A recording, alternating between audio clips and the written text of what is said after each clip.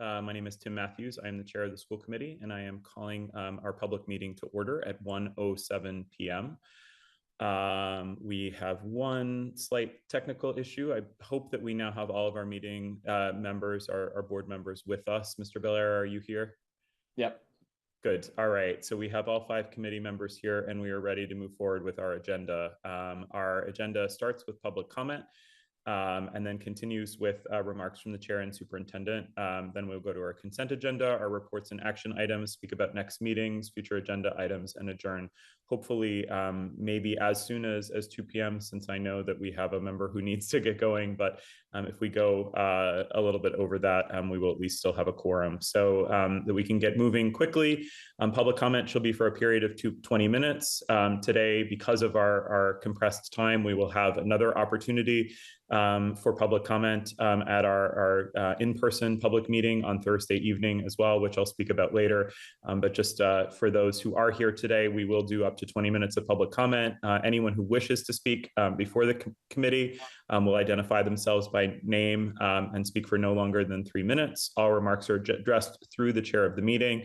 And as always, public comment is not a discussion, a debate, or a dialogue between residents of Winchester or beyond in the committee. It is an opportunity for everyone to express their opinions on issues of school committee business. And if you have a comment that's longer than the 3-minute time frame that's allotted to each speaker, you can present that to the committee either during or after the meeting, and we will review those and make them part of the public record. So with that, I see we already have one person who has their digital hand raised, but if there are others, now would be the appropriate time to raise your digital hands, and Mr. Marin from the school administration side will be the one managing who gets elevated and the public comments that are made. I believe that Ms. Van der Vrede is the first one, please, Mr. Marin. Okay, she's coming over.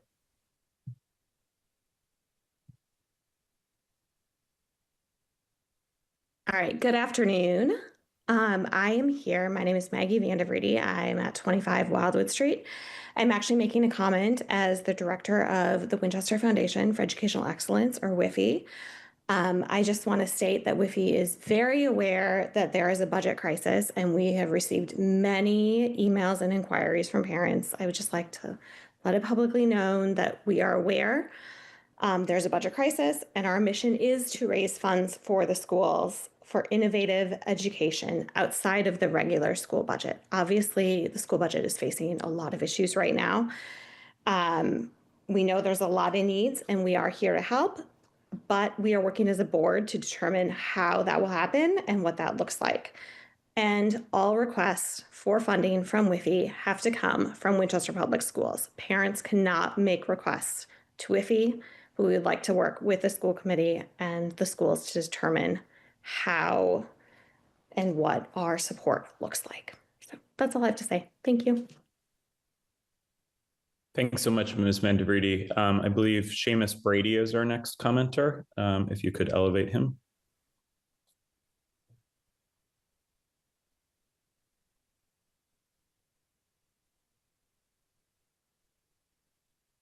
Hi, good afternoon. Can you hear me? We can hear you. Wonderful. Thank you so much.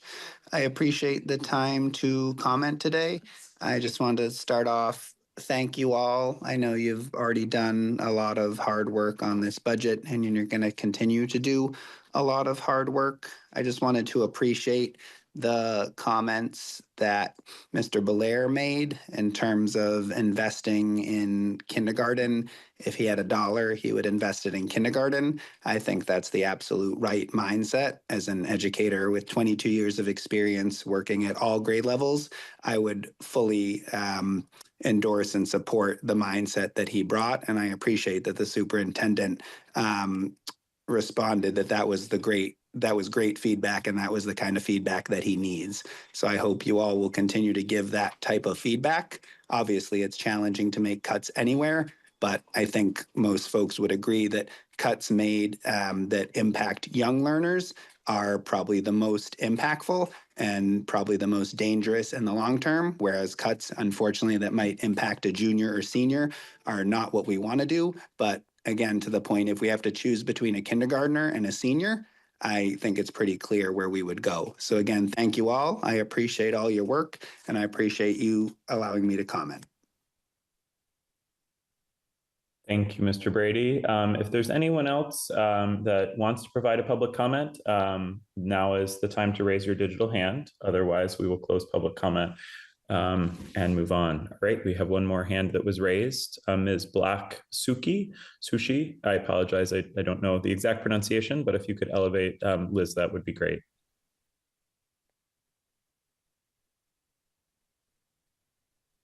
Hi, thank you. I'm Liz Black-Suchi. I'm sorry, I didn't realize my video was off.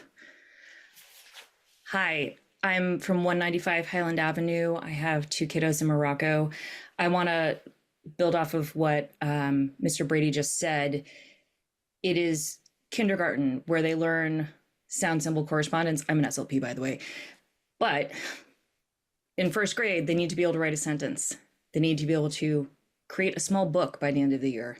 In second grade, they need to be able to read a paragraph and read chapter books. It doesn't end at kindergarten. If you can't read a paragraph and write a paragraph by the time you get to second grade, I mean, we all know what coursework looks like. How can you progress through the curriculum? I would just like to echo the importance and the vulnerability of this time period for small children. I'd also like to make the analogy with I agree with Mr. Brady's analogy with the senior in high school to the 5-year-old who doesn't have a voice. A 5-year-old can't say to somebody, I'm really struggling with sound symbol correspondence, Mom, and that's why I'm acting out in class. They're entirely reliant on the adults in the classroom and their parents to perceive the issue, identify it, and fix it. A high schooler can speak for themselves, can communicate, has a voice, and has power in a way that this population doesn't. So it does feel alarming that the cuts feel like they're targeting the elementary school, which feels like the most vulnerable population. And you all may be aware that I sent you a lengthy email. I think we really need to bring to the table the electives at the high school level. We need to show what the enrollment numbers are in those many wonderful electives, which I would love for everyone to have access to.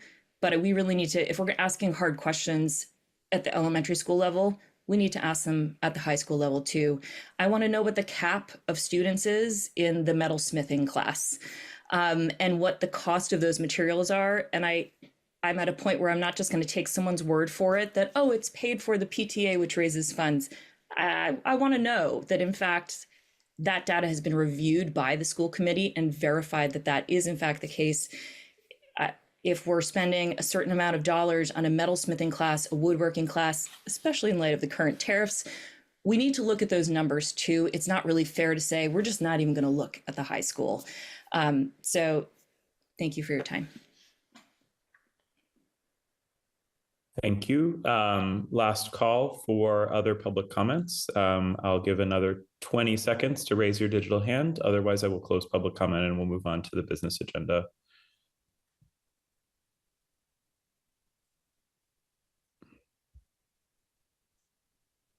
All right, we have one more, Sun Fletcher. Mr. Marin, if you could elevate them.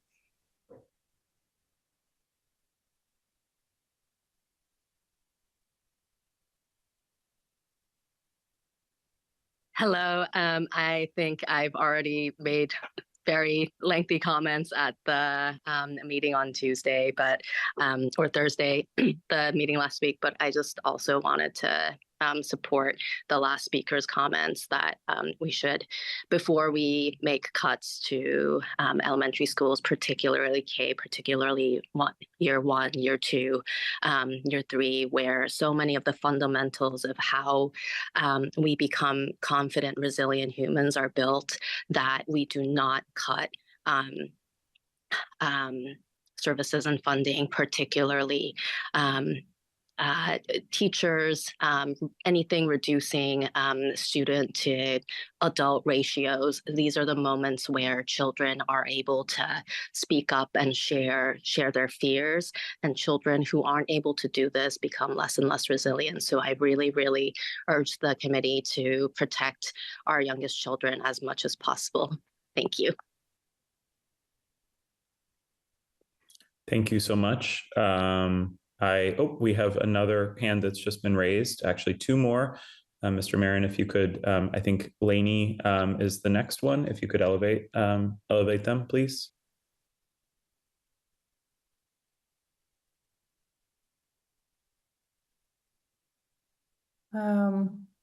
Oops. Hi. Okay. I just wanted to quickly say, can you all hear me? Yes, and we do need you to just identify yourself as well. Okay. I'm Lainey Zamor, a parent who lives in the Ambrose district.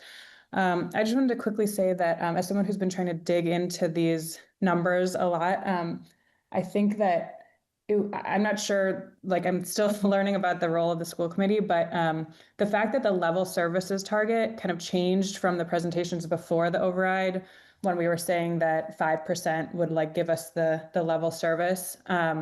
And now it sounds like 5% actually requires significant cuts. If the board could try to like I don't know if it's Dr. Hackett or the school committee whose responsibility it is, but I think that many parents in town don't understand what, that the 5% that even we might not even get 5%, that is requiring so many cuts.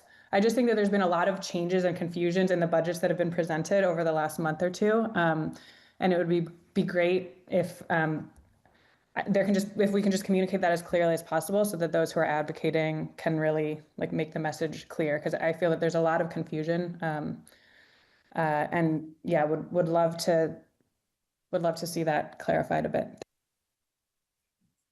Thank you so much. And our last public commenter that has their hand raised now is Alyssa Loring-Torella.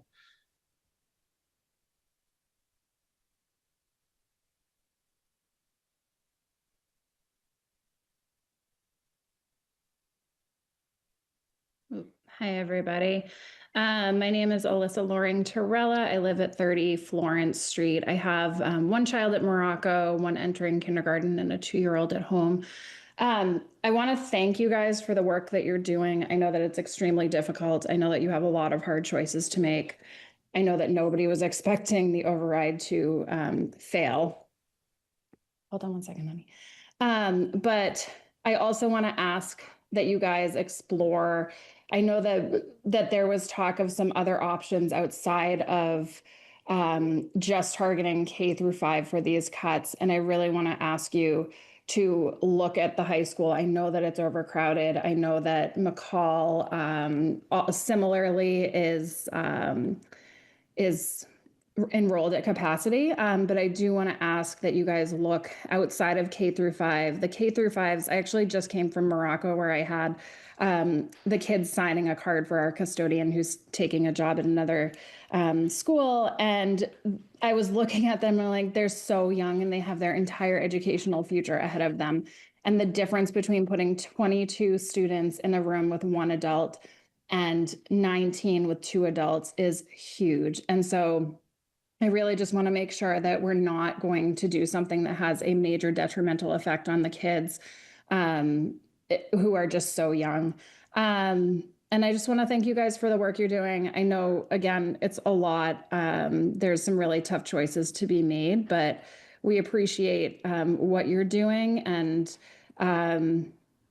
yeah, thank you so much. Thank you. Last call, I'll give 5 more seconds for anyone who wants to raise their digital hand. But unless I see something come up, I am going to close public comment and thank everyone for their effort in coming to join us today. And also obviously all of the sentiments that are shared, which we will take to heart as we continue our deliberations. Moving right along to keep us on schedule, it being 1:22, let's move on to remarks from the chair and superintendent. Dr. Hackett, I will just yield my time to you today because I think that we need to keep this meeting as efficient and brief as possible. start by unmuting. Thank you, Dr. Matthews, and good afternoon, everybody. And I also appreciate all the comments. And I know that this is a difficult situation we find ourselves in, and I know that certainly none of us chose to be here.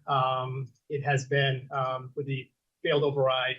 We've had to certainly reorganize and think about what the steps need to be, what we want our school system to look like, while at the same time making multi-million dollars worth of reduction in a time frame that is quite short. And the most challenging part of that time frame for myself as superintendent and for the school committee is that the school committee has to do all of this in public meeting. So we are doing work that in front of people that is complicated, messy, and there are going to be, as we know, there are going to be iterations of this that we talk about, we put out, and then change to go back to something else based on feedback. I'd like to think that the public understands that one, we do listen, and two, that we do listen and that we do make adjustments as we go.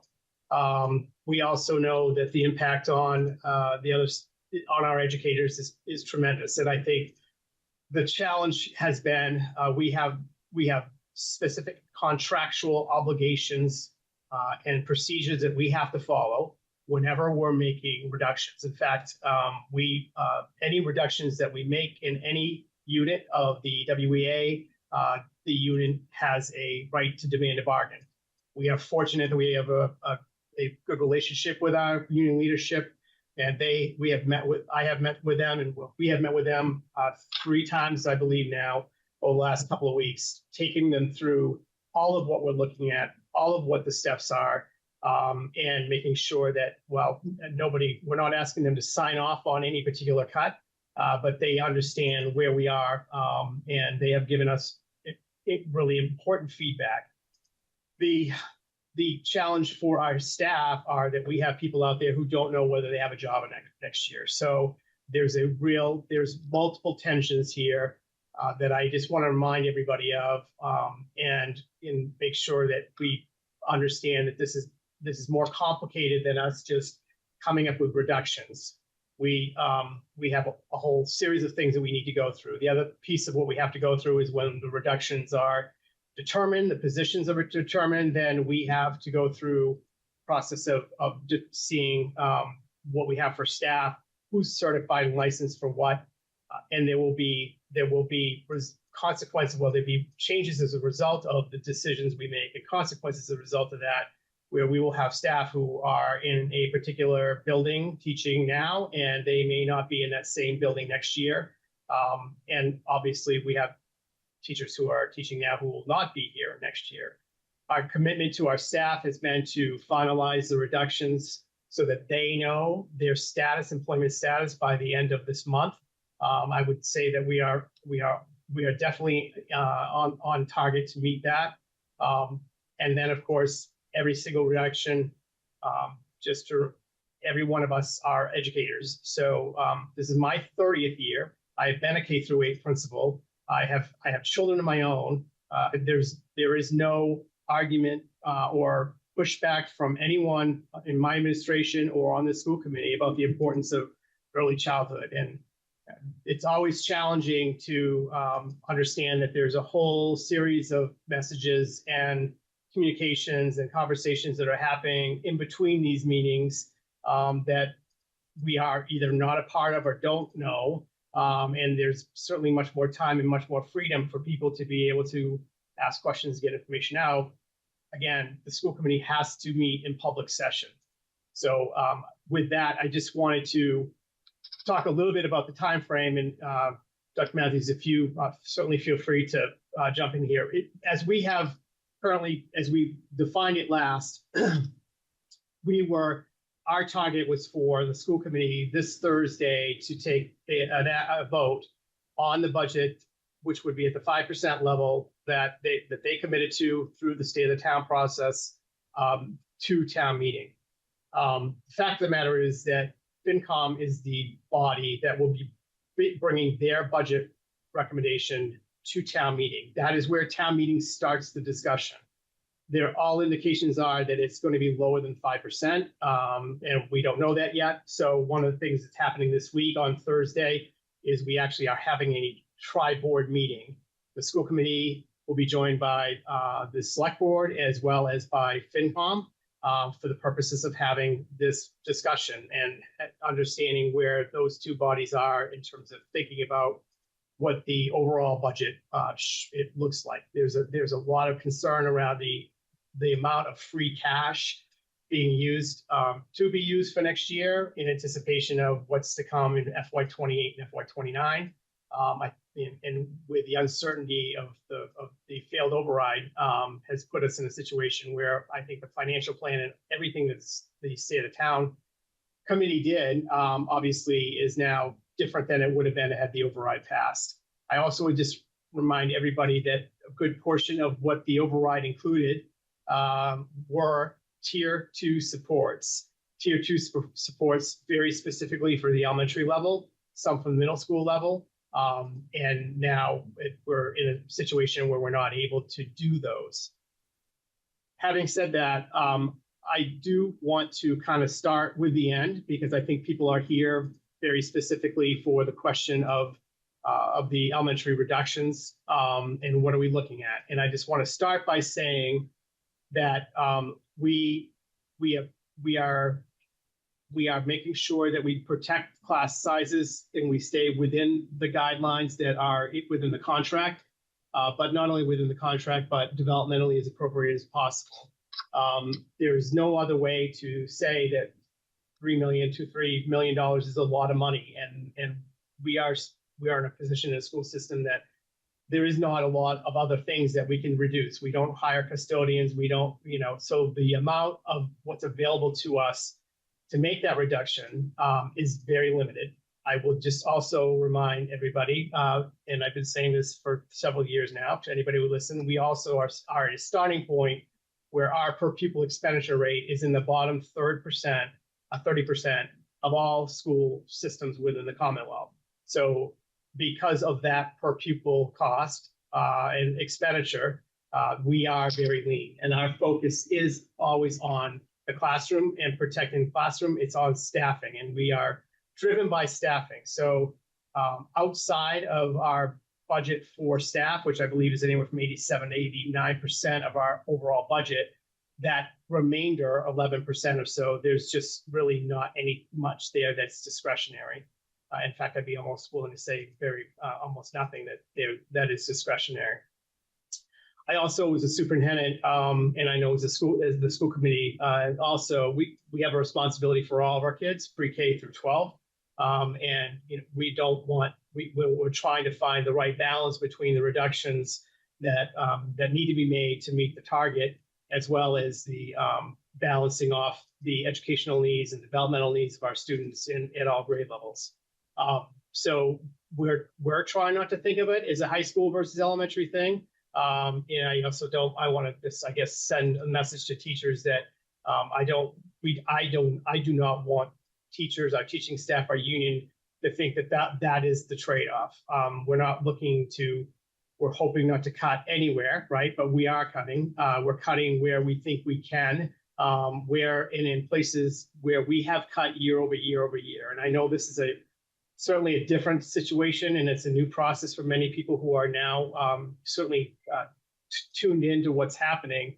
But we do every year go through enrollment-driven reductions. We have done that since 21-22, and it's just a matter of example. In 21-22, we had 111 sections at the elementary level, but as the enrollments have shifted and flattened and declined in some cases, that number has dropped down to 100, and that's over the last 4 years. So I also wanted to just finish the thought on the school committee. My recommendation to the committee would be to not take any kind of affirmative action on Thursday. We have a joint meeting. We'll go through that process. I'll let Mr. Matthews speak to that meeting, what the rest of that meeting might look like. But I am recommending that the committee actually not take final adoptive action of the budget until the Wednesday or Thursday of the last week in April. So town meeting starts the Monday after April vacation. And then there's a town meeting on Thursday, but as the committee knows, financial articles are not taken up by town meeting until May. So there is a week of town meeting where the budget will not be under consideration, which I think we need to take that time to both spend more time on this review to many of the comments that have been made, and also to provide public and staff the opportunity to understand better what we're doing, where we've been, and what these recommendations mean.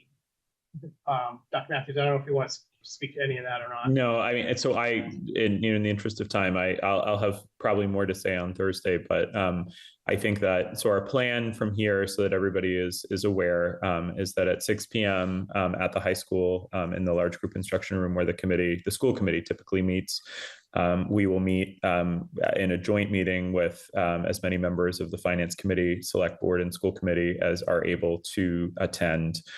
Subsequent to that, we will adjourn that 3-board meeting and move into a school committee meeting, which will start with Dr. Hackett presenting the additional items that he doesn't present today. So to add on anything that is net new information, additional levels of detail or specificity that are able to be brought at that time. And then subsequent to that, our plan as a committee, for those who are members of the public, is to hold a public hearing at that meeting. And the public hearing will both be for this committee to hear feedback on the articles that we are hoping to bring forward at Springtown meeting, and also so I guess really the specific one that we have authority over is the literacy curriculum. And then subsequent to that, we will engage in further dialogue around the FY27 budget and the updates that we have at that time. So it is the next goal point or turnpike marker, I guess is the better way to describe it, in terms of discussion with the committee around the FY27 budget and the modifications that we're currently making. It is very likely that there will be some kind of a virtual meeting for the school committee during the school vacation week. And then it is our intention to have another public hearing, which will be after folks have had more time to sort of digest the work that Dr. Hackett and his staff are doing around the budget on the Tuesday evening after the school vacation. So that's Tuesday, April, I'm looking at the exact date, Tuesday, April 28th. So that's the night after town meeting opens. But as Dr. Hackett just said, town meeting is not statutorily permitted to take up any of the budget articles until the first meeting in May. So that will be Monday, May 4th will be the first night that town meeting discusses the FY27 budget. So that is our sort of current thinking around the roadmap of where things go from here. And obviously we'll have more details to share as this rapidly evolving situation comes into clearer view. So I wanted to thank Dr. Hackett for that update. I assume that he's going to have specific items to bring to us during agenda item 5B, the FY27 budget update and discussion. But as the chair, I will mostly, in the interest of time, cede my remarks today and say more on Thursday at our meeting. So with that, I would like to move us to our consent agenda, and in the interest of time, I would accept a motion to accept the consent agenda. So moved. Second. Is there a second? All right, Ms. Bolognese has moved the item and Mr. Hopcroft has seconded it. We need to take a roll call vote because we're on Zoom. So I will start with Mr. Hopcroft. Aye. Ms. Bolognese. Aye. Mr. Belair. Aye. Ms. Minyarji. Aye. And the chair votes aye. That's a unanimous vote in favor of the consent agenda. Thanks to all who've done the work to get the minutes posted. And we'll send those out, put those out into a form where they're able to be downloaded by members of the community. Moving quickly along to agenda item number 5, reports and action items. Ms. Minyarji had brought to us at the last meeting a memo on the Winchester Committee for Community Preservation. And so, Ms. Minyarji, is there anything further you'd like to say around this before I'm planning as a sort of action item around this to accept a motion for the committee to accept Ms. Minyarji's memo as something that speaks for the will of the school committee? If you want to make any brief remarks, that's great. And if folks have questions on this memo, I'd be happy to entertain them at this time. Yes. So this is just. Oh, Tom, do you have a question? You can start. No, I was just going to. In summary, it talks about our position as custodians of the carriage house. We have care and control over the asset. It is plopped down like an island in the middle of one of our elementary schools. And just, I know there's a lot of discussion and concern about the carriage house. Specifically, if there are any alternate uses, and we've spent the last year working with the Historic Society to look at those options. But again, this memo just reinforces that care and control, the concern and safety for our students is within the purview of the school committee. Okay, Tom, go for it. Thanks. Yeah, so I'm generally supportive of the substance of it, and I guess my question, it sounded like there was some legal language in it talking about legalese about what we legally have authority over and don't. I just wanted to check and see if we had run this by council or if this is something that we should just have council write the letter. Again, I'm with you in spirit, and I just wanted to. I can't verify some of the stuff in there. I just wanted to make sure that we dotted our I's. And I have not run it by council. Dr. Hackett, do you feel like we should either remove the MGL reference or can we run it by council? Or if you feel comfortable with it, Dr. Hackett, you could. Well, I mean, yeah, if it's a reference to statute, it never certainly hurts to run it by council if that's the feeling of the committee. I don't think the citation puts us out on a limb very far with it, but I think obviously it is a townwide kind of issue. So if the committee would be more comfortable, I can run that by council. Bring it to you on Thursday. Okay. I do not have an issue with it. It's worded, I guess, is what my. If you're asking, I'm comfortable with the substance of it, so I'm okay with that. I guess I would, Mr. Hopcroft, would you, if we were to entertain a motion today, would you be comfortable if that motion just included a verification that legal counsel is on board with the memo, as opposed to having to bring it back, given how much is going on right now at another meeting? Is that okay with you? Yes. That's okay, a good great. idea, Tim. Mr. Belair? I just have a question about like the broader context in which this is situated in, Ms. Minyarji or Mr. Marin. Do you know like what we pay in insurance on the carriage house each year? $70,000 per year. Okay. There was discussion at the select board last night. I thought I heard a much lower number, but appreciate it. Oh, a select board member gave me that number. Oh, no. Andrew, Andrew, do you have that number? I was in the back of the room and I wasn't sure what I heard. So that's why I wanted to ask to clarify here. Okay. I trust your information. Yeah, but Andrew, we should clarify, right? Yeah, I don't have that number. It sounds high. Yeah. But we can confirm. I was surprised too. Yeah, we can confirm, and it also was on public record. I believe somebody actually, Mr. Belair, you're correct. I think somebody did say that number last night at the meeting. Yeah. Okay. Any other concerns with the memo or request to change language? All right. With that, I would accept a motion around the memo if somebody would like to make that motion. So moved. Second. All right. So just to clarify, Ms. Minyarji with a second from Ms. Bolognese is moving that the committee accept the text of the memo as an accurate reflection of its current position, pending any legal changes that may come up from review with town council under the direction of Dr. Hackett. Is everybody good with that? All right. If so, I would be happy to take our required roll call vote. Mr. Belair? Aye. Mr. Hopcroft? Aye. Ms. Bolognese? Aye. Ms. Minyarji? Aye. And the chair votes aye.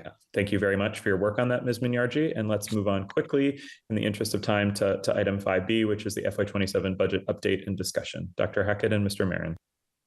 Thank you, Dr. Matthews.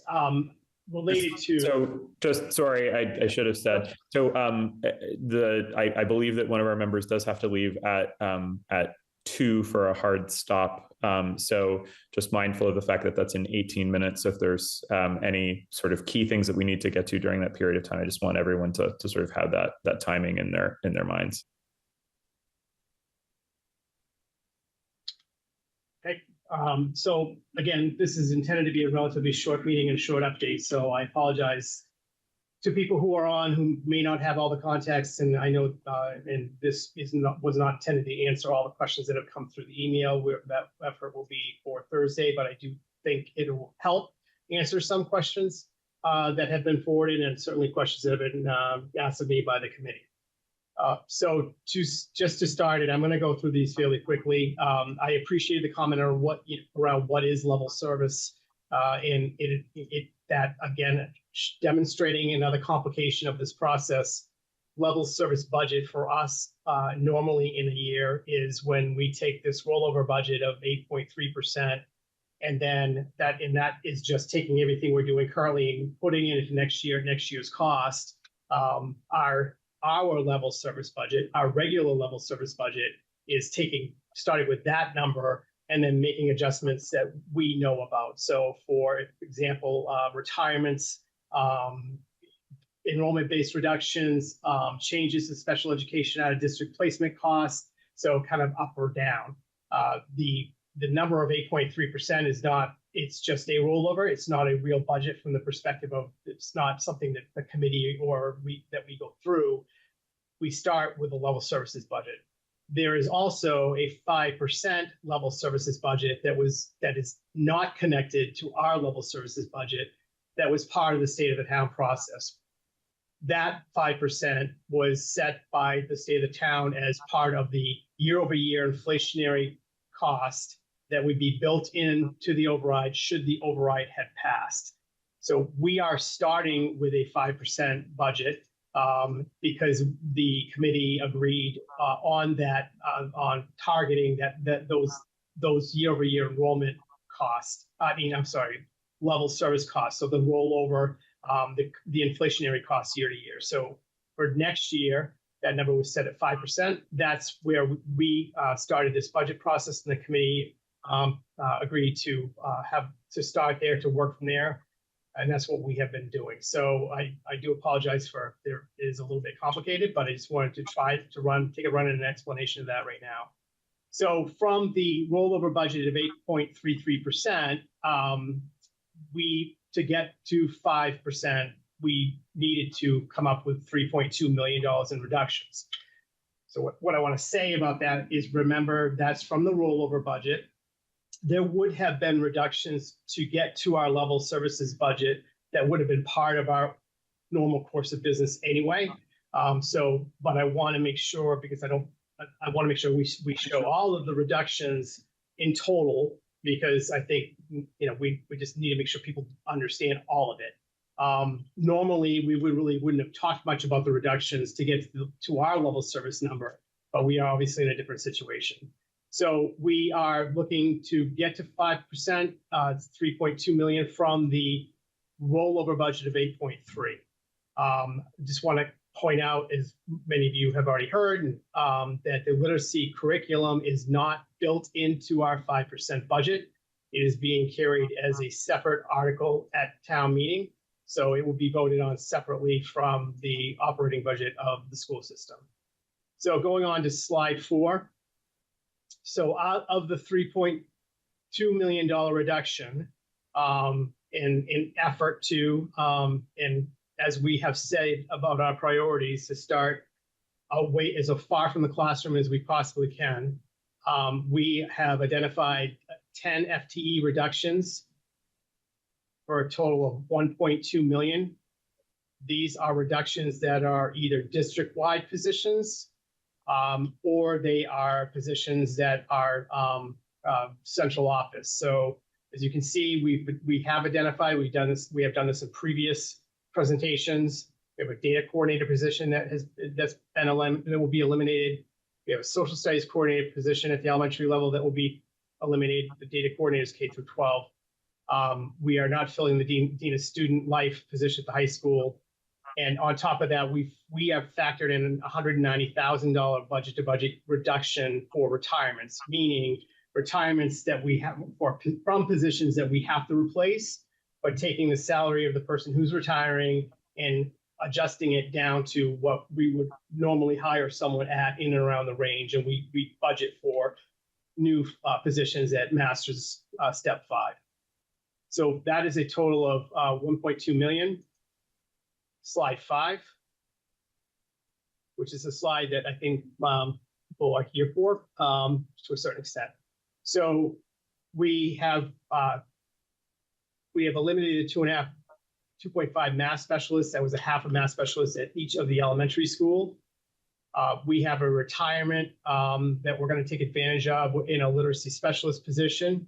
Just to be clear, that position also, limiting that FTE is also consistent with the reductions in class sections that we're going to talk about in a few minutes. So there's not any anticipated reduction in services. We have a full complement of literacy specialists that work at the elementary level. So with that, underneath, as you can see, we're looking at 6 elementary section reductions. That doesn't mean that it's going to be necessarily 6 people. It doesn't mean wherever these reductions are occurring, and we're not going to identify that now. The principals we're still working with the principals to identify that. It'd be really up to them as to how they take these reductions. So we hope on Thursday to be able to show you by school, by grade level, exactly how many students we're anticipating that we know we have. And then how many sections at each of the grade levels in each of the schools that we are budgeting for and what that 6 represents. I'm going to say this because, and we should be putting this on every slide. This is still, it's preliminary and this can change, but this is where we are right now. And this is what we're planning on. There are no, in that 6, there are all of the impact would be on our non-professional status teachers, which are teachers who are within their first 3 years. There will be some impact, and as I mentioned earlier, about some bumping that might happen after those reductions are taken. Additionally, we're looking at taking 6 educational support professional positions, ESPs. We had earlier identified a range, I believe, between 12 and 15, but we have since modified that through further review. And that number is the total number right now that we are looking for the reductions. So a total of 12 between the specialists, the K-5 sections, and the support ESPs. I want to say that just to make a point that with the 6 reductions, and I'll tell you the range of class sizes across the 5 schools, the ranges in kindergarten, the ranges from 16 to 19. So we are not only well within our class size contractual guidelines, but those are class sizes that are fairly consistent with what we normally do year over year. And so that hopefully can help people understand that we are committed to that. We clearly will want large class sizes there, and we have taken a lot of reductions in and around, which is always our intention, to take in and around the elementary classrooms as well. Grade 2, the range would be from 16.8 to 20. And I can speak to that a little bit later, but that's the range for grade 2. And again, these are ranges. The range for grade 3 is from 17 to 20. Range for grade 3 is from 16 to 19. The range from grade 4 is from 18 to a little bit under 20, a little over 20, and we're still working on those numbers. And then grade 5, the range is right now from 16 to 24, which again are within our contractual guidelines. Fifth grade is obviously, we put the emphasis on making sure the lowest class sizes were at the K2, K3 level. But these class sizes are not out of line with what we have had in prior years. So I just wanted to start there and make sure people understand those are the class size ranges we're talking about. On Thursday, we'll provide more detailed information about by school and by grade level at that meeting. I'm going to stop there and just ask if the committee has any questions, because obviously this is a big part or a big point that we're here for today and a big update. Ms. Minarji, can I just, if it's okay, I'd like to start and just ask a clarifying question, which is when you just, the class size ranges that you just talked about, that would be as a result of the FY27 budget, you're not talking about steady state currently during FY26. As a result of the 6 reductions, that's the range of class sizes that would be, we would be moving into in FY27. All right. Yeah, I just wanted to clarify. I knew that was what you were saying, but I just wanted to make extra sharp. Ms. Minyarji. Would we be able to show how that compares to FY26 actually? Our projections for FY26? I will show that on Thursday. And would you be able to show it not just for FY26, but also 25? Just if you have that kind of time series, that would be really helpful. We're putting a table together that's going to show all that. Beautiful. Other questions at this time for Dr. Hackett? All right, looks like we're good to move forward. Okay. So next slide. We have a couple of positions we have one position in the middle school that has been unfilled. And we are going to take that reduction. So there's obviously no impact on a person in that position. It doesn't mean the position is not important, but that's the reduction we're taking. We are cutting a grade 6 team. So that's 4 general education classroom teachers in grade 6. And I think that speaks, partly as with the elementary level and enrollment-driven reductions and the decline in the enrollment numbers as we go through the last few years, the decline has now hit grade 6, and that's now entering the middle school. So as we have done at the elementary level, we make adjustments based on enrollment, and this is the adjustment for grade 6 at McCall for next year. So it's a reduction of 5 general education grade 6 teachers. I'm sorry, 4. There may be some, and I'll come back to that. On the next slide, you can see a couple other positions that we are reducing. Right now, we have a retirement.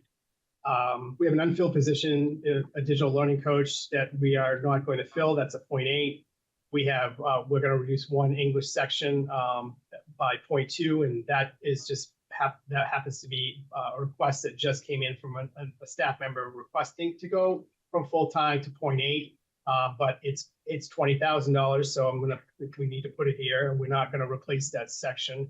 And then we have a library assistant retirement at the high school that we are not going to replace. So that represents 2 FTEs for another $147,000.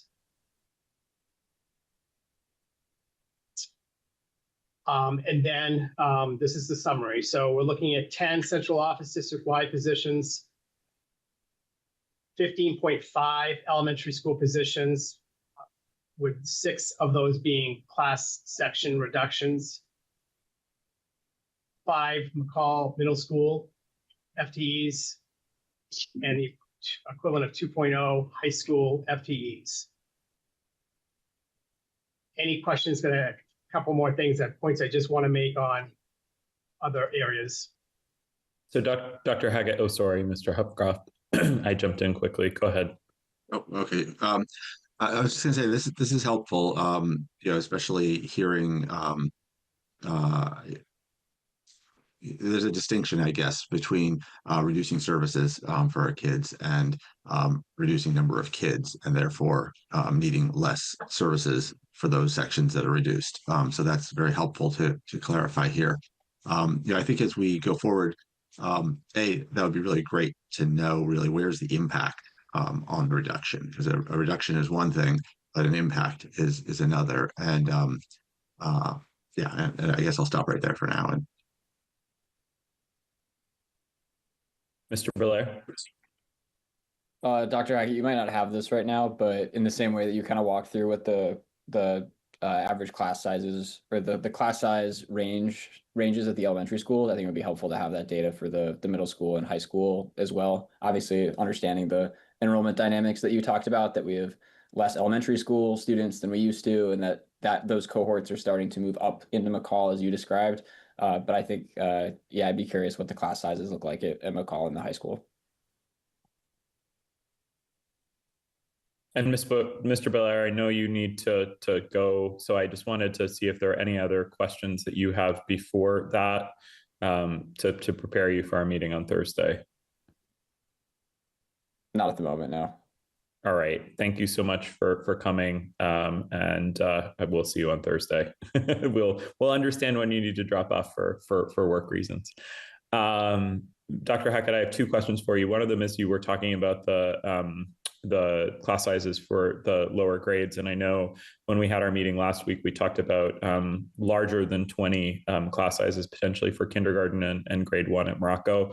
So I just wanted to check in on that, because it sounded like there had been a solution found around kindergarten and 1 at Morocco. And so I just didn't know if there was something specific that you were contemplating there, because I know we have a lot of folks from the Morocco community who are paying very close attention. So I just wanted to check in on that, because I did not hear that reflected in the numbers for KN1 across the district. You did, but that's okay. Let me, it's an important point to clarify. So currently at Morocco, we have 3 sections of kindergarten for 40 kindergarten students. So the average class size at Morocco is 13.3 currently. The next closest to that is 16, and then 17, 17, and 19.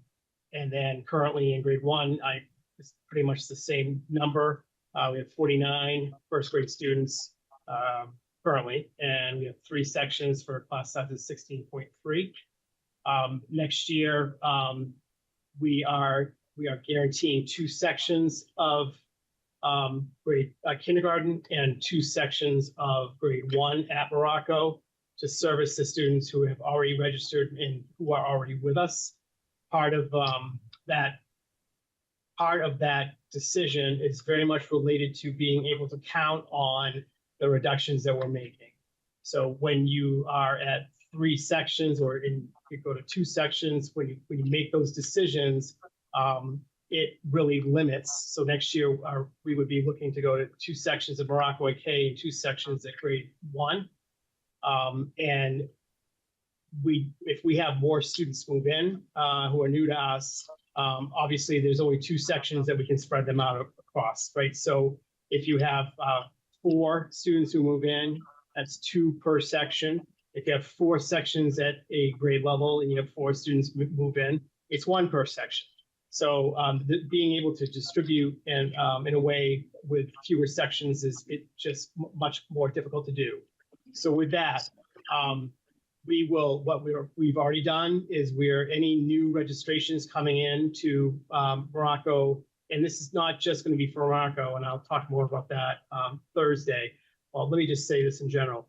We have grade levels in certain schools that we do not want to have go over a certain level, and there are several. I would say 3, maybe not even several places where that's true. So in those cases, we will very specifically identify, in this case, K and 1 at Morocco. Any new incoming students who are registering will be put on a wait list. They will understand, the families will understand that while Morocco is their school of choice, it's their home school, they might be districted to a different school. We've done that for the last 4 years. We especially did that when we had Lynch at Parkhurst because of the restrictions on room for the entire school.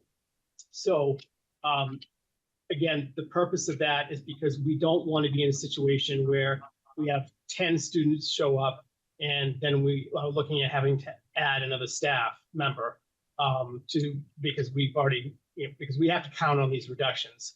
Having said that, if things shift dramatically, and we need to look at the possibility of moving a staff member from one building to the next because of some fairly significant change in enrollment and registrations, then we would do that. And if we got to the point where we had enough students who are waiting to go to Morocco in kindergarten, that we could look at going to 3 sections and still stay at a class size range that's consistent with across the board with other schools, even a little bit lower in some cases, then we would have that conversation and look to do that. So there's kind of a break point where we would be coming back to you and saying we have this many students who are on the wait list to go to kindergarten in Morocco.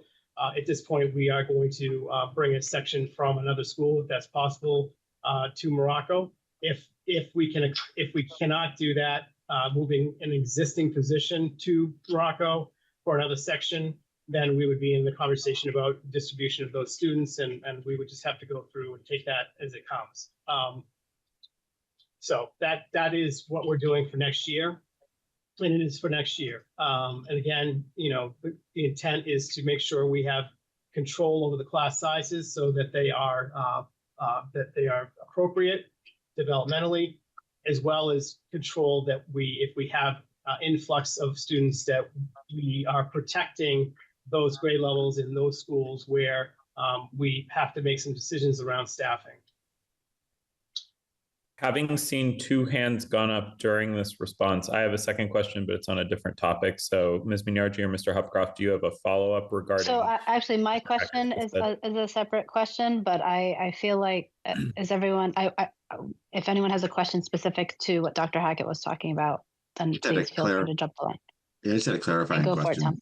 So Dr. Hackett, what I think I just heard you say is we're capping the 2 sections at Morocco, put people on a wait list. If the number is really small, they may end up at a different school. But there's a point where there's critical mass enough that we might open another section.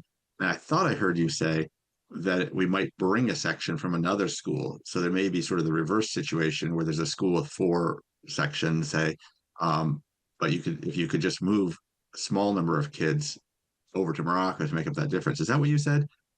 It is not what I said. Okay. So thank you for the question.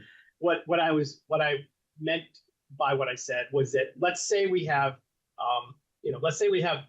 18 kids show up all of a sudden who are registered to go to Morocco in kindergarten. We would not take those 18 students and distribute them to another school kindergarten. We would take that wait list. We would add a staff member. We would evaluate where we are with staffing, because that also changes during the summer. We would evaluate where we are with staffing and look to create a 3rd section of kindergarten, or grade 1 in this case, at Morocco to accommodate that many students. If we have 6 students move in, then that puts us in a place where our class sizes are going to be higher than what we would want them to be. They're currently right now sitting at 20, and that's going to change as well, but it's not going to change up. We don't want to go beyond that. So what I'm suggesting is that if we have enough students coming to and want to register at Morocco, we wouldn't just send them elsewhere if we have enough of, if there are enough to actually create another section, either at grade K or 1. Okay, so what I thought I heard is if you'd had half of a section enough at Morocco, and there's another place where you could bring over 8 kids from across a few different schools, and that would free up a section somewhere else. But that's not what you're talking about. So that's fine. No, and I just want to be clear, because what the students that we are carrying right now are students that are with us, or students who have registered, who we have told with their families where they're going to school. So, or I guess conceivably it could be a bump at other schools. You could say if you're already in the school and we're nearing capacity, if we have a school that's 3 sections and we're close to capacity, that you could bring those kids over to make a full section at Morocco more feasible. I do understand your question, and it's not. Okay. It is possible, and I just want to be clear that it would only be affecting newly registered students.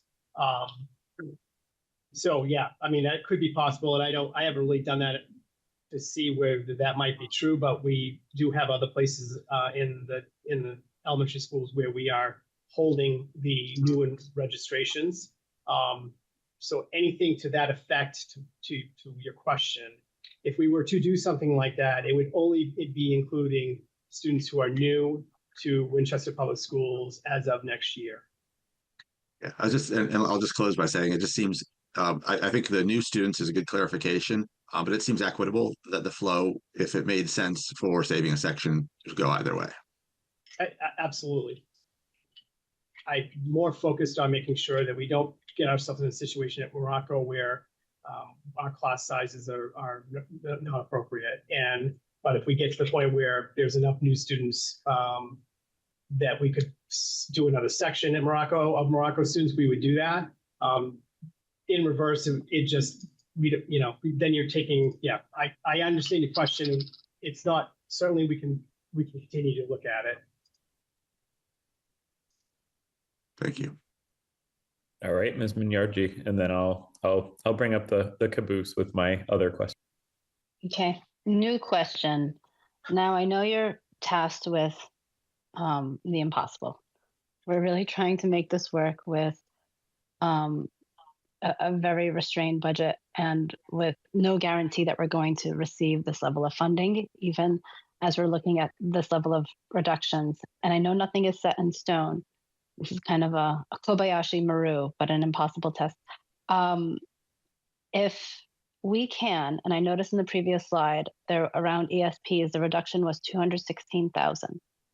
Is there a way that we can find that 216,000 somewhere else? So, Mr. Mayor, can you I know what. Can you go to the ESP? Yeah. So that was.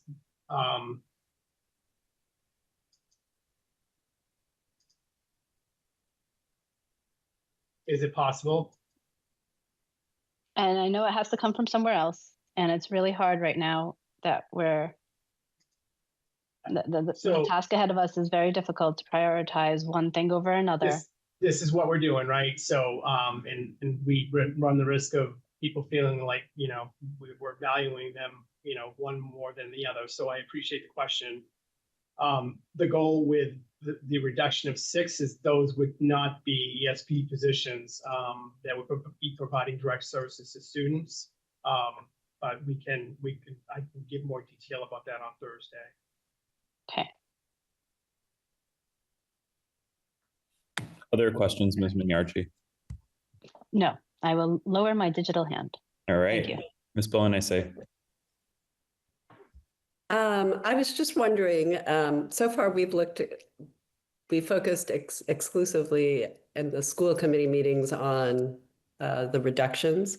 And is there at some point where we turn and we look at revenue? Albeit our revenue is very small.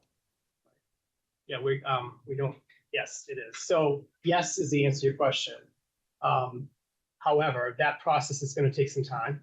And budget subcommittee has spent a lot of time on fees, specifically on the athletic fee. And to that question, as you remember, there's almost $300,000 that was in the first year of the override to cover an year-over-year operating deficit in the athletics budget. That money is funding currently real programs, real teams, and we are using that money. We have not budgeted that almost $300,000 as part of the 5%. So essentially, that is a reduction. It will either be a reduction of almost $300,000 in athletics, or it will be something that will be able to be made up through fees. That's the work the budget subcommittee is doing right now. It's different, as you know, with athletics because we carry athletics in our operating budget, and we also carry our athletics in our revolving account. Fees go to the revolving account. We budget in our operating budget. So we don't have to. What I'm saying is we have about a $300,000 athletic reduction in the operating budget. If you want to discuss more than that, then we certainly can come back with that. That we're counting on that reduction. Figuring out how to cover that could be a combination of reductions in program or increases in fees. And that's the work that the budget subcommittee is doing. So I'm trying to make sure that the 5% is a number that is not going to swing much, right? So people because need to plan, and high schools need, all of that for next year. But we've taken that reduction, and we can accommodate for that outside of the budget.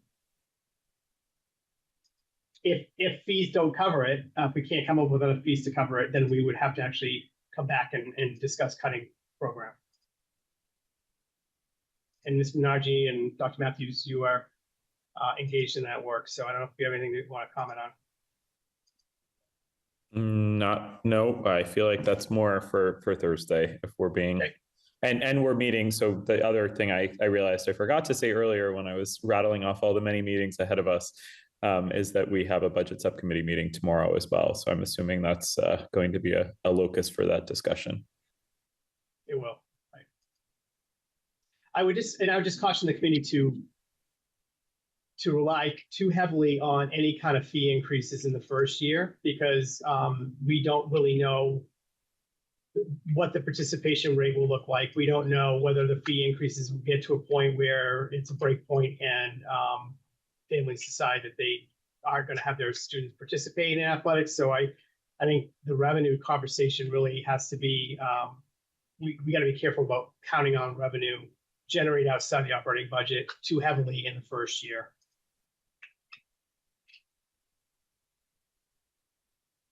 All right, so I'll ask my final question, which is sort of around enrollment. So where is it along the K-12 spectrum, pre-K to 12 spectrum, that we are experiencing the highest level of enrollment right now?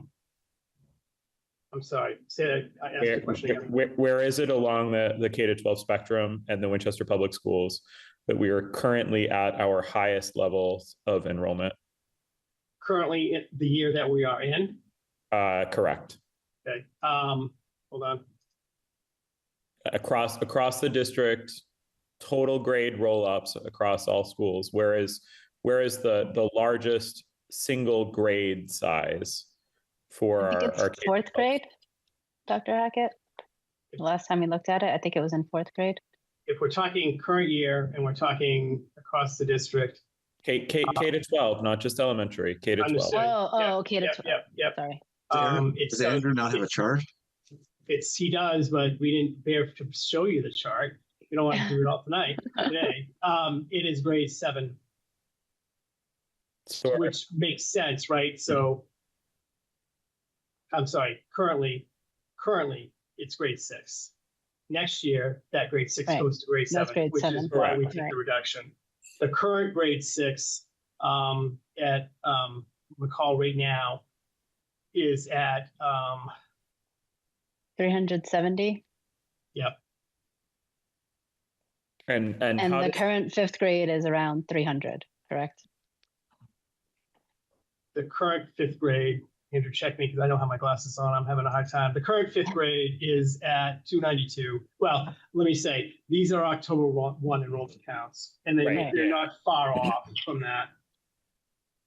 And then, so just for perspective, kindergarten and grade 12. So we just said 292 in current 5, 370 in current 6.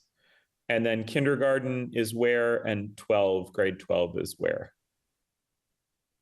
Kindergarten right now, we're projecting 265 for next year. We're currently at 265. 267 is the October 1. And 12th grade is 325 currently. So there's I'm sorry. No, sorry. Current 12th grade is 373. Current kindergarten right now is 240. Well, October 1 count was 247. So so you're saying actually the current grade 12 is even larger than the current 6? Yes, that's the largest. That is the largest class. I just have to line up the years. That's the largest class we have right now. Yeah, I'm sorry as of October 1 count. I'm sorry to put you on the spot, but I think it's important to note because I've certainly gotten the feedback from our high school parents that there are classes at the high school which have over 30 students in them. Is that a true statement? Yes. I see Carol and Emma vigorously nodding her head. So, when we're having conversations about all of these things, I think it's very important for folks to understand that the current crest of the wave of students coming through is going through from our current grade 6 students, so those who will be in grade 7 next year, up through our current grade 12 students. That's a notably higher level of enrollment than we have at lower grades. And so when we're making these decisions, it is largely based on enrollment, right? So the number one criterion that goes into deciding how many sections is enrollment. And right now we are, I just want to bring back for folks who are tuning into the program for the first time, I want to bring back the extensive discussion we had during the State of the Town process, which was there was a specific allocation in the override budget that was for additional elective classes, additional coursework to fill the needs of our students who are currently in middle school and high school, who are, in some cases, parents have, during our district-wide feedback survey, parents had said, my kids had to take too many study halls because they weren't able to get into their choices of electives or the things they needed, right? So this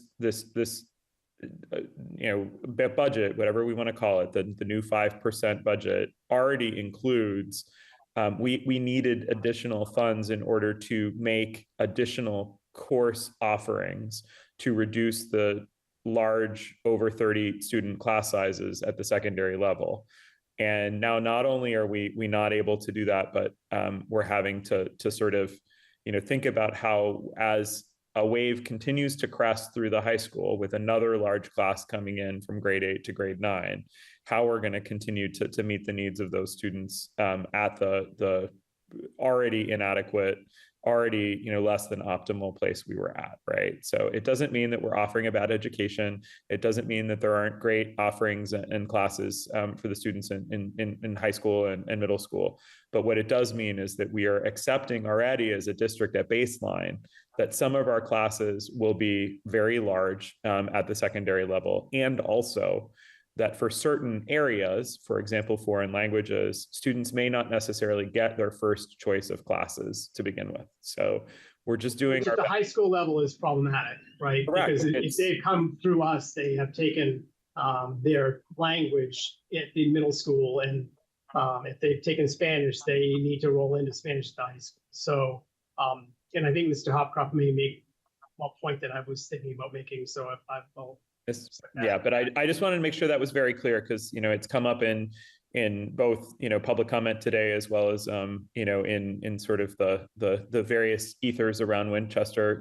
Folks have said this to me directly. It is a pain point for families who are at the secondary level right now, and unfortunately, given the failure of the override, it is not something we can help with right now. So the fact that we are not taking a larger amount of reductions at the high school is consistent with the fact that the enrollment picture at the high school continues to be substantially higher than the enrollment picture by grade that we have at our lower grades, where there are potentially, even with the neighborhood schools, some efficiencies that can be sought across grade with a little bit more ease without still violating our class size policies. So Mr. Hopcroft. So, Dr. Matthews, I do really appreciate that, your remarks, because really one of the things that's I don't know, bothered me a little bit about how some of the public narrative has been framed is that it's K-5 versus WHS, where what I'm hearing from Dr. Hackett, from you, from others on the committee, is that it's really back to this notion of impact, and where will these reductions have the least impact? And so if we have enrollment pressures in certain areas, or enrollment frees up a section without, there may be some incremental increase in class size, which is not good. I agree. We all agree smaller class sizes would be better. That there may be places where over time it's just made sense for us to reduce sections, and so that has less of an impact if it's a demographic driven change. It doesn't mean we're pulling services away from kids, although there will be impacts on kids everywhere. And the other thing that I kind of wanted to put out there was, the notion of vulnerability. And, I think there's no one in the district, I imagine, that doesn't think that our youngest learners are extremely vulnerable and they need support and attention early on. But I did want to make a case that our high schoolers are also vulnerable and in different ways. We have a very competitive community, and there are kids that have tremendous stress on them, and to the point of self-harm and worse. And so when we look at the whole picture, we want to look at every learner in our district, and look at the most vulnerable at every level. And it may be different kinds of supports that they need at different levels. And these are the things that having a professional team of people who will look at this and help balance these in a very difficult time for us. And lastly, I'll say, I think Dr. Hackett, your point about the languages, and also about the study halls and stuff. It's not the most effective use of a top tier educational system to just stick a kid in a room and not actually educate them. But also the notion of you spend 2 or 3 years learning one language and then it's like, oh, you're going to switch to a different language now. It's just not really consistent. So I'm not saying in any way that the vulnerabilities of high school students are greater than the vulnerabilities of our youngest learners. I'm saying they all have vulnerabilities, and there are places where there's, I think Dr. Matthews laid out well, just demographic and enrollment efficiencies that we can gain. There may be other efficiencies like that too, and we should look for those. But it's not the youngest versus the oldest. It's the highest impact versus the least impact, I think, is where and I think we're all on that page, but I felt like it needed to be said. Thank you. Can I just come in behind that for a second? I also, we're talking about. Let me wait for you to give me permission to do that. Sorry. I just want to come back to what we're talking about for impact. The class sizes that I read off to you are not significantly different than the current class sizes. We've not, other than math specialists, which were new as half-time positions this year, we have not eliminated any services. We have not touched special education, which we, at this point, can't touch because we don't know what those services are going to look like. That may change as we go through the process, and that staffing may change, but we have to have a 5% budget now. So I've counted on nothing that happens after now. There could be some additional reductions at the high school. There could be something because it's schedule driven, right? It's driven by the kids. So if we have an area where we're seeing declining in need or interest, and students aren't, for example, in a world language, that they're not going into a certain world language, we always look at that and we always take those reductions. But I just think it's important. We've cut $2.3 million and we have not significantly impacted class sizes. We've touched no program. And candidly, of the 2.3 million, almost a third of that is coming from central office and district-wide positions. So I feel like the time we've taken to do this work is then the right thing to do. And now I think we've presented a budget that for most students in most families isn't gonna feel any different than the current fiscal year that they're in. Now, having said that, we went out for an override for a reason, because what we believe to be what they should be currently receiving is not enough, right? But I just want to make sure that we summarize that point, because when we talk impact, I just think we need to also understand what are we talking about, and how do we define. So, Ms. Minyarji, I saw your hand go up, but I just wanted to actually, if it's okay, I was intending to slide in behind Dr. Hackett. Is it okay if I just go first? Sure. Yep. I know typically I would come last, but there's something I really want to pick up there, which is, there are two things that I think people will feel, right? Which is, our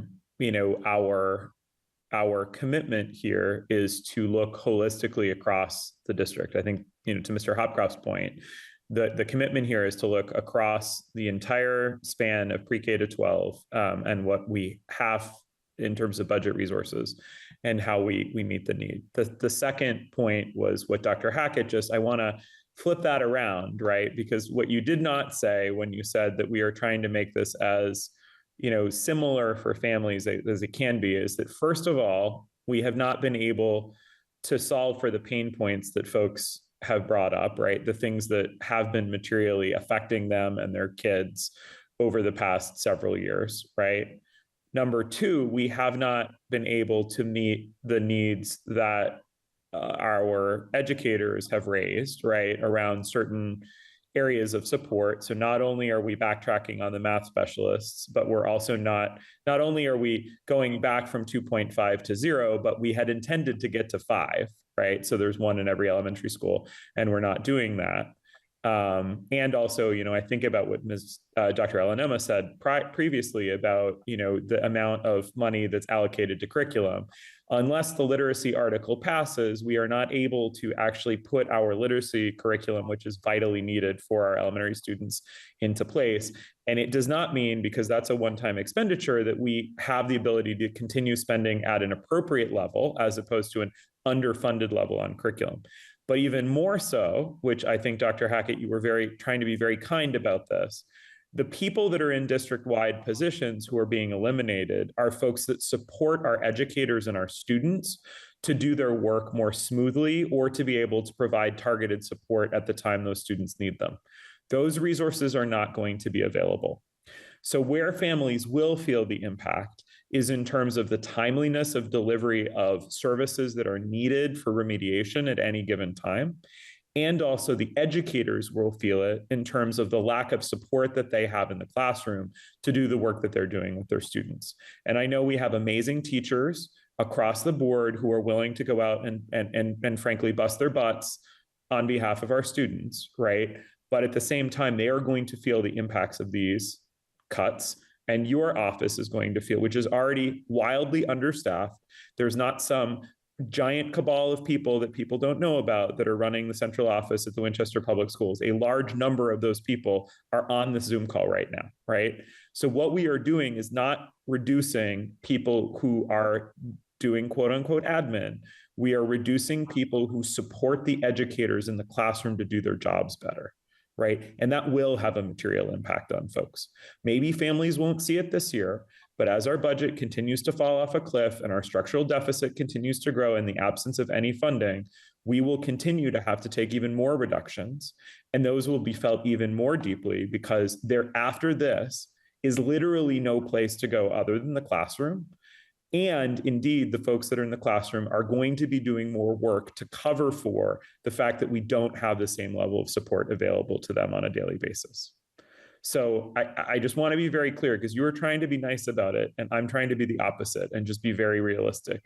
There are cuts that are being made in district-wide positions that will have an impact on the classroom, maybe not in September, maybe not by December, but certainly if they continue beyond this coming academic year. Ms. Minyarji. Okay, well, you took a lot of my talking points, so I'm going to pull on a couple of the threads. But specifically, our tier 2 students, you mentioned that briefly. And before, a part of the state of the town plan and the override budget was to address those tier 2 students that do not qualify for an IEP, but still need additional support to get to that standard. And once we get rid of that, math interventions were just a part of it. But now the next alternative is private tutoring, right? So that's what families are now left with, are those options. And to be honest, that's been the Winchester model for a while. That's been a concern for the community for a while. And that's just going to continue to grow inequities in our community. That's what I was going to say. So thank you. All right. Any other? Go ahead. Say that again, Dr. Hackett. By inequities, I think what you're saying, Ms. Minarji, is that there are families who can't afford private tutoring. Oh, yes, that's exactly it. And there are families who may not understand necessarily. They're not seeing the sort of micro level changes that they may have. I mean, I'll use a personal example from a family friend, which is, their son was diagnosed with dyslexia when he was moving from grade 2 to grade 3, right? And the sort of micro level things that led to that in a different environment may have been identified. This was not in Winchester, so it's not speaking about our current situation.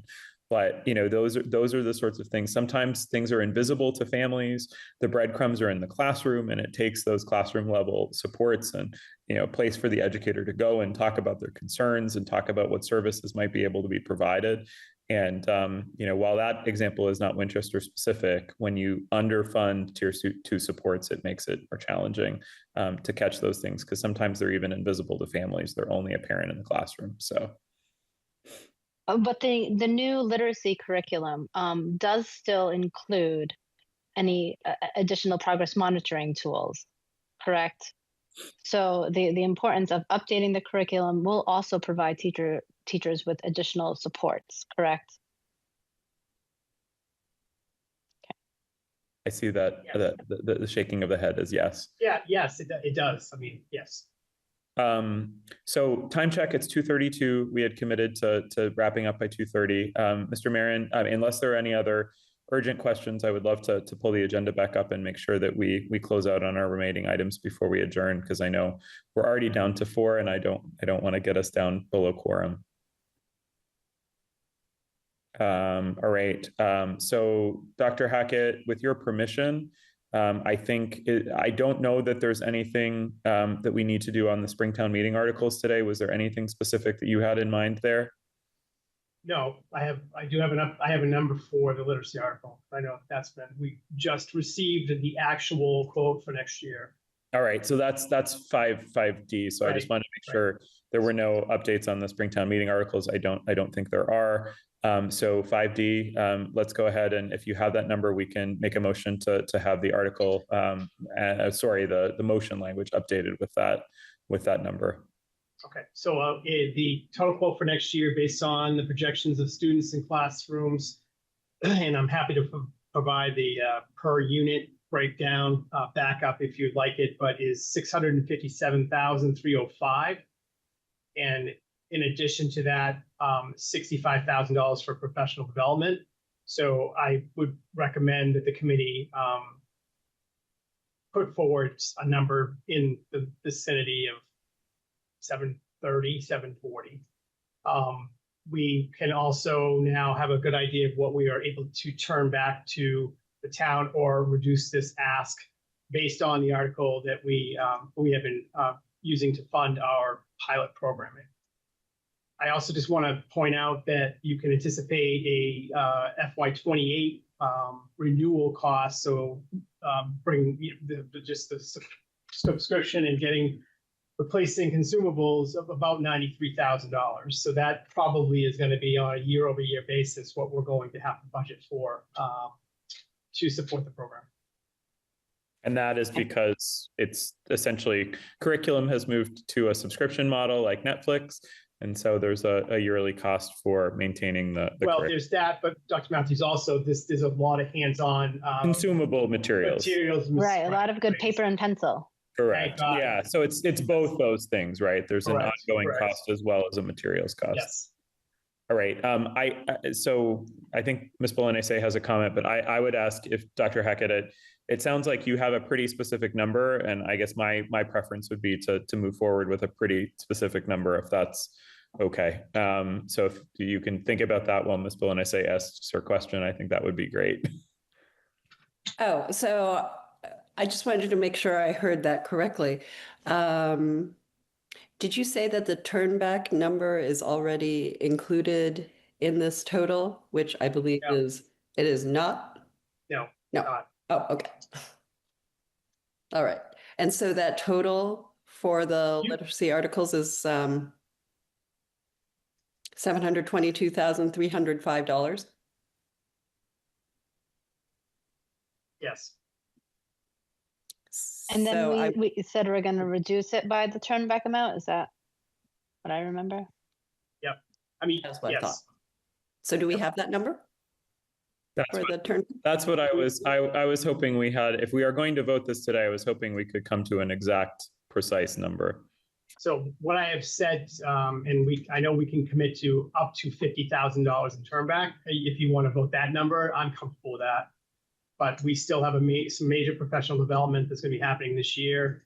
And I think you would all agree that we want to make sure that we have the money, the resources we need to do this, given that we've spent a lot of money and a lot of time for the last 3 years getting to this point. So I'm comfortable turning back 50,000 out of the prior article, and Ms. Bonus just read the total. So our total then would be $672,305, including. It sounds like you're doing the math, so yes. Correct. And Sorry, I'm getting Mr. Hopcroft, do you have an additional question? I was just going to comment. Well, first, I wasn't doing the math as precisely. I was going to recommend that we just ask for $675,000. But I just want to make sure that in our ask, we're very clear about the fact that this is, after $50,000, because I don't know how the timing goes exactly, if that 50,000 gets turned back and then we have to get it back again, or if we can prepay that 50,000 and use it now, to drop that number down. I guess that's a question. We would keep the balance after returning 50,000. So we will still have a remaining balance out of this article, the current article we have for the pilot, that we're going to use for professional development at the end of this year. So the $50,000 is, we don't. So, I understand your question. If we're counting on the $50,000 coming back to us again from the town, then I think we should be really clear in our articulation. If we could spend the $50,000, like if we could prepay the first $50,000 of this year, which I'm seeing shaky. That would be my preference too, if it's okay to just keep rather than try to do this sort of two-part turn back plus additional request, how about we just make a request that we include the amount that we have in the existing allocation, and we make the above and beyond number contingent on just using the remainder of what's in the pilot funding request. Yeah, I think that's right. So it articulates that what we need is roughly $675 or $622 plus the $50,000 that we have left over. So I was very comfortable giving you a $50,000 turn back number. I would need to take it. We would need to take another look at if I hear what you're saying, what the remaining balance is that we will be using. All I'm saying is I don't want to give up control of the $50,000 because we're in a very uncertain time with a lot of financial pressures, and I don't want to have us come up short by $50,000 and not be able to do the PD later. Correct. I think Mr. Hopcroft, let me restate what you're saying. I think that is money that is already allocated and was expected to be spent. And given the fact that we are asking for an additional allocation, it makes more sense to get the exact number that we need in terms of an additional allocation, inclusive of a reduction reflecting the money that's already been allocated by town meeting. I will just make the point. This is an obvious point. I'm going to make it anyway. If the article does not pass at Springtown meeting for the entire literacy article, then we are going to have no money to figure out what to do for literacy next year. So and this has been my hesitation about turning money back, because it's, as soon as we say it, that's what it is, and it doesn't matter what's going to happen. I'm really hesitant from the standpoint, if the article does not pass, then we have no funding for beyond our $10,000 or $11,000 year over year for literacy. So I'm just putting that out there. I don't know if there is any contingent on language that we want to include. We should probably vote this as a formal motion on Thursday, so we can just make sure we're covering all our bases on all that. But that's just me. That's just what I would recommend. Yeah, and just to be clear, my suggestion was that we not turn back the $50,000. I heard your suggestion, and that's why I said what I said. Oh, okay. And so if the literacy doesn't pass, then you have $50,000 to figure out how to do it. Correct. I was about to say the same thing. Don't turn it back. I think move forward with the recommendation that you initially gave us. But we can take that up on Thursday if that is the preference. But I mean, it sounds like it's already 2:41. I know I personally have a hard stop at 2:45, so I would rather make sure we do this as correctly and exactly as we can. So it sounds like probably it's better to vote this on Thursday. Is everyone okay with that? Yes. Okay. Yes. Great. So in that case, our next meetings, as extensively outlined earlier, on Thursday, April 16th, a tentative remote meeting on Wednesday, April 22nd, and then we will meet prior to Springtown meeting on April 27th, 30th, May 4th, and 7th. And we're also very likely to have another public hearing on Tuesday, April 28th. Other than that, we have a budget subcommittee meeting tomorrow. With that, I would accept a motion to adjourn. So moved. Motion to adjourn. Second. All right. We have to take a roll call vote. Ms. Minyarji. Aye. Mr. Hopcroft. Aye. Ms. Bolanese. Aye. And the chair votes aye, which is unanimous. Thank you to WinCam. Thank you to the... Oh, Mr. Belair is back. Would you like to vote on our motion to adjourn, Mr. Belair? Aye. All right, so we are 5-0 on the motion to adjourn. Thank you so much for popping back in. Thank you to WinCam. Thank you to the community for coming and expressing all your comments. Thank you for your patience as we work through all of these updates to the budget. And we will see you at Winchester High School starting at 6 p.m. on Thursday. Have a good day, everybody. Thank you to district leadership too. Yeah, definitely. Recording.